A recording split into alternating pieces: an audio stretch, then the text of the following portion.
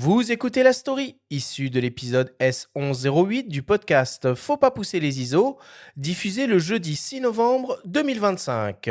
La story vous est présentée cette semaine par Fujifilm et sa large gamme d'objectifs série X et GFX performants, compacts et légers pour répondre à toutes les situations de prise de vue.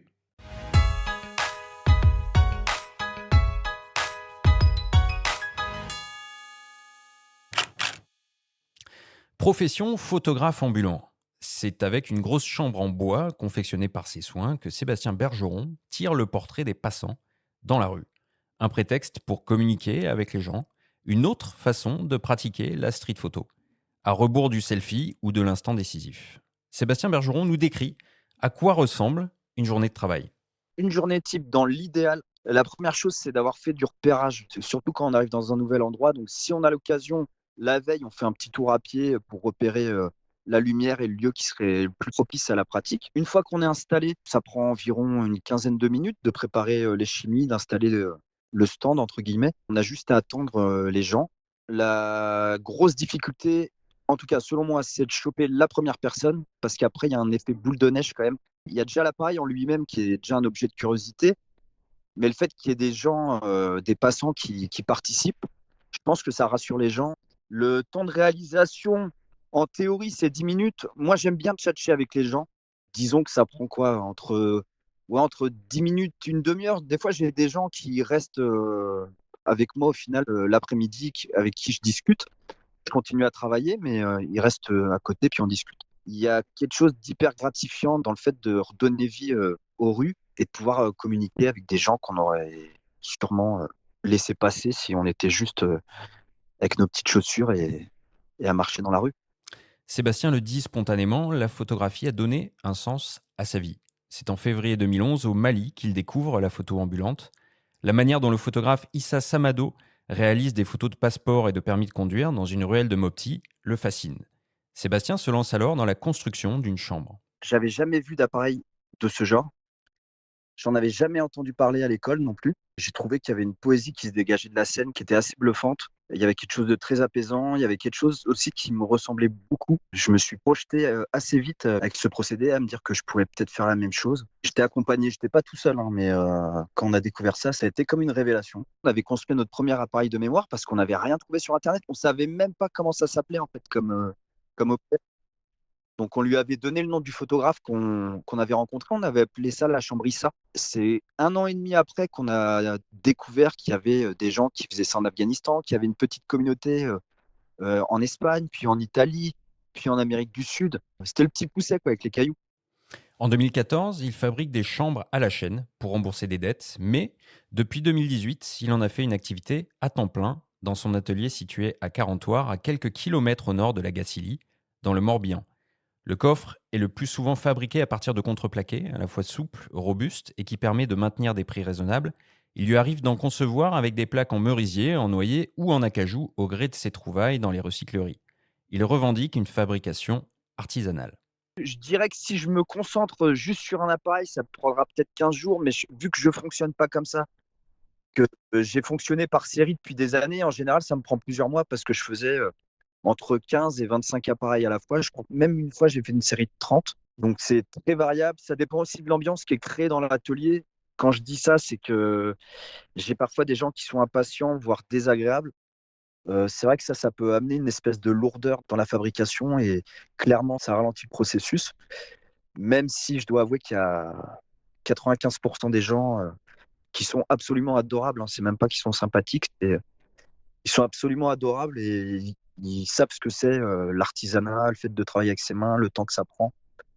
Quant au prix d'une telle chambre, Sébastien nous indique une fourchette en garantissant un retour sur investissement rapide pour qui souhaite se lancer dans cette activité de niche qu'est la photographie ambulante. Alors les prix dépendent des formats, mais les tarifs vont de 850 € maintenant à 1650 €. Les appareils sont vendus nus, c'est-à-dire sans objectif, et il y a aussi le trépied à trouver et les consommables, chimie papier. En sachant que c'est des appareils, ça je peux le dire sans faire mon vendeur de tapis, c'est des appareils qui s'amortissent réellement.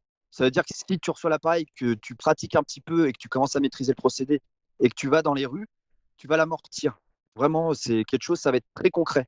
C'est pas comme quand on achète un numérique, qu'on se lance et qu'on n'a pas de contrat et qu'on n'est pas sûr de pouvoir retomber sur ses pattes assez rapidement. Si tu débutes, je dirais ça te prend entre 10 et 15 jours pour tout rembourser. De la même manière que l'objet interpelle les passants dans la rue, plus que la qualité du résultat, c'est la magie du procédé, du moment passé qui l'emporte et qui touche aussi les plus jeunes générations. J'ai beaucoup d'affection pour ces grosses boîtes parce qu'il y a quand même quelque chose d'assez grotesque et d'assez anachronique par rapport à notre époque. C'est comme des appareils qui pèsent, suivant les matériaux, entre 6 et 12 kilos, plus les chimiques à ramener, plus le siège de pêcheur, enfin le siège pour faire asseoir les gens, plus le trépied. Donc, on arrive facilement à 20 kilos à traîner avec un chariot. Donc, c'est vrai que c'est un petit peu incohérent, si on pourrait dire, à l'époque où on a des appareils photo de super bonne qualité qui tiennent dans nos téléphones. Cet été, on a fait un atelier avec les enfants des QPV à Cherbourg, les quartiers prioritaires de la ville, en partenariat avec la région de la Manche et le centre photographique Le Point du Jour. Première semaine où on fabriquait 2 appareils et deuxième semaine où on allait leur apprendre à bosser dans les rues. Donc on s'était posé à Cherbourg, puis on a fait 5 jours de photo ambulante avec les gosses. Donc moi, c'est le genre d'expérience vers lequel je tire en ce moment, plus dans la transmission. Si vous vous rendez au Festival Photo de la Gacilly l'année prochaine, il y a de fortes chances que vous croisiez Sébastien et sa chambre dans les rues de la cité bretonne. Il se peut aussi qu'il fasse irruption à d'autres endroits dans l'Hexagone, comme les autres photographes ambulants qui forment une communauté bien active. Sébastien voit cette pratique comme une addiction qui lui procure beaucoup de plaisir. Il n'a pour sa part pas fixé de tarif pour ses portraits. Il demande un prix libre et respectueux à son image.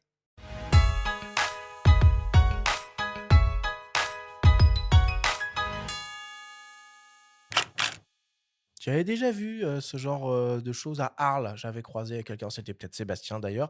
Toi, tu as découvert ça comment, Benjamin? Bah, ça fait un petit moment que je m'intéressais à ces street box caméras qu'on appelle, hein. Il parlait de l'Afghanistan. Effectivement, il y a pas mal de gens, de petites communautés comme ça de par le monde qui pratiquent cette activité qui paraît un petit peu désuète, mais qui est bien active. Et c'est Edouard Elias qui m'en a reparlé là, récemment à Bayeux, qui l'a rencontré, qui le connaît bien, qui a fait pas mal de photos dans son atelier. Et du coup, j'ai mené des petites recherches et je suis tombé sur un docu, très très bon docu, fait par le 13-15 de France Télévisions, Mmh. émission de Delahousse du samedi, diffusée l'été dernier, et dans laquelle on voit Sébastien en train de bosser dans les rues, en Bretagne principalement. Et puis on voit toute la surprise des gens face à cet objet et aussi leur fascination. Donc il y a le côté instantané, puisqu'il y a le côté prise de vue un petit peu magique avec cette énorme boîte en bois qui est ni plus ni moins qu'un sténopé, hein, dans lequel il y a à l'intérieur deux bains, un révélateur, un fixateur. Il fait tout lui-même. Il tend ensuite le tirage. Les gens donnent ce qu'ils veulent. Donc il y a ce côté un petit peu Instax qui reste hyper chouette, hyper ludique. Et il en a fait son activité. Alors il gagne de l'argent avec sa construction, hein, Bah, d'appareils c'est photo. ça, C'est pas les c'est tirages qui vont lui rapporter c'est de l'argent. c'est quasi industriel son affaire. Il va falloir le référencer sur MN Photo Vidéo, Marie? Ça reste quand même de la niche, hein. Mais c'est assez fascinant. J'en avais aussi croisé quelques-uns dans soit des festivals photos, soit des festivals artistiques par ailleurs. Et c'est vrai que c'est assez fascinant. On voit l'attraction que ça crée chez les gens, chez les personnes âgées, chez les enfants aussi qui voient ces machines qu'ils n'ont jamais vues de leur vie. Donc moi, je trouve ça très chouette. Par contre, j'ai une question, parce qu'il n'y a pas d'objectif, il disait. Non, alors l'objectif, on peut le mettre séparément en fait, tout simplement. Il y a la caméra en bois, donc c'est vraiment le trou sténopé en fait. L'image s'affiche à l'envers. Et derrière l'objectif, on met l'objectif qu'on veut a posteriori en fait. Ok, mais il n'y a Ouais. pas de monture du coup. Ah bah non. C'est Ah non. vraiment juste Ah, le c'est un bois. trou. Ah C'est oui, un oui, trou. oui, Ok. oui, c'est une planche découpée, hein. Ok, C'est ok. vraiment le sténopé, Oui, à les fondamentaux l'ancienne, ouais. de la photo presque, hein. Moi, c'est curieux que tu parles de ça parce que justement, moi, il y a quelques semaines, lors d'une balade à Montreuil, j'ai croisé un photographe itinérant, justement, et on a fait un portrait avec ma famille, avec ma fille, justement. Alors lui, c'était pas Ah, c'était on une s'était chambre pas vraiment. concerté, hein, je le Non, non, précise. c'était vraiment. Donc, on a vraiment tiré ça. Et ma compagne m'a dit, mais ça serait bien que tu l'interviewes pour le magazine et tout ça. J'ai dit, bon, je vais voir et tout ça. Et bon, j'ai pris des contacts comme ça, juste, c'était des paroles en l'air. Et une semaine plus tard, je voyais que ce monsieur-là et d'autres photographes itinérants, ils avaient tout un dossier qui leur était consacré dans Réponse Photo. Et du coup, c'était tout le monde s'est mis sur Too ce. late. C'est ça. Oui, et Thibaut, bah, bien sûr. Et Thibaut, bah, moi, il m'arrive de contribuer à Réponse Photo. Et Thibaut connaît parfaitement Sébastien Bergeron. Et il lui a consacré un très beau dossier, effectivement. Ouais, et puis il y a même des mecs qui vont encore plus loin dans la démarche, qui font du procédé ancien, en plus. Directement on the street.